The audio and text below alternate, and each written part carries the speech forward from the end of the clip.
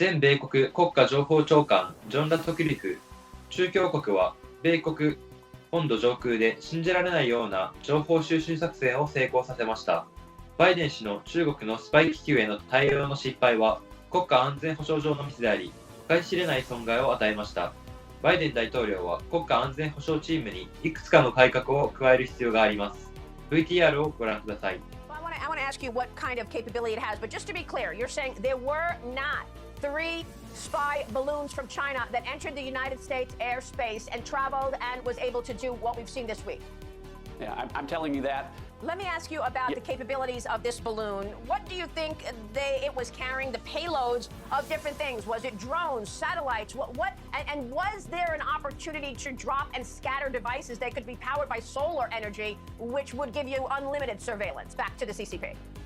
So great question, Maria. A lot of people have sort of minimized a balloon as an obsolete technology. You have to ask yourself, why would the Chinese then even send obsolete technology over the United States if it wasn't going to provide anything of value, as the Biden administration has tried to tell you? Listen, the truth, without getting into anything classified, is that stratospheric balloons, because of recent technologies, can be maneuverable, can loop around, can hover, and do things that low Earth orbit satellites can't do.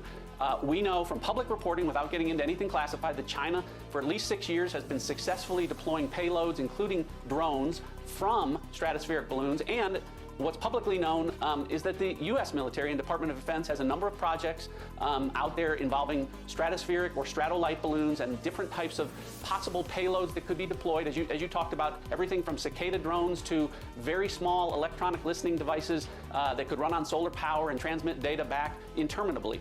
All of those things, Maria, are possibilities. I'm not saying that they took place here, but what I'm saying is none of those terrible scenarios would be possible if this had been taken down as it should have been before it crossed into U.S. airspace and remained there for the better part of a week. Really an inexcusable, inexplicable national security blunder. Well, I mean, look, this is not the first time the national security team has met with their Chinese counterparts a few times, and they've been laughed at and mocked.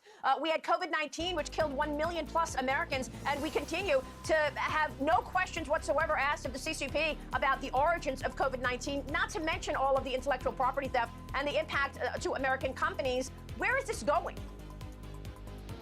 Well, you just barely touched on a very long list of national security concerns and disasters by this national security team that President Biden has in place. I mean, you didn't even touch on a manufactured or an unmitigated military disaster in Afghanistan that they were the architects of, or that their sternly worded letters didn't stop Vladimir Putin from invading Ukraine. That's before you even get to the soft on China approach that has been there from day one, not confronting China over 1 million dead Americans from COVID that originated in China, hundreds of thousands of deaths from fentanyl that's coming from China, and now we have a spy balloon that violates our sovereign airspace for almost a week straight.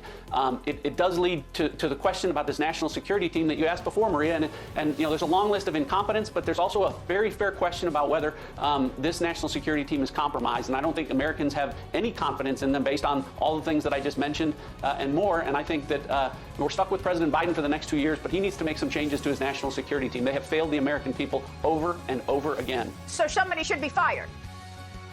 He needs to make changes.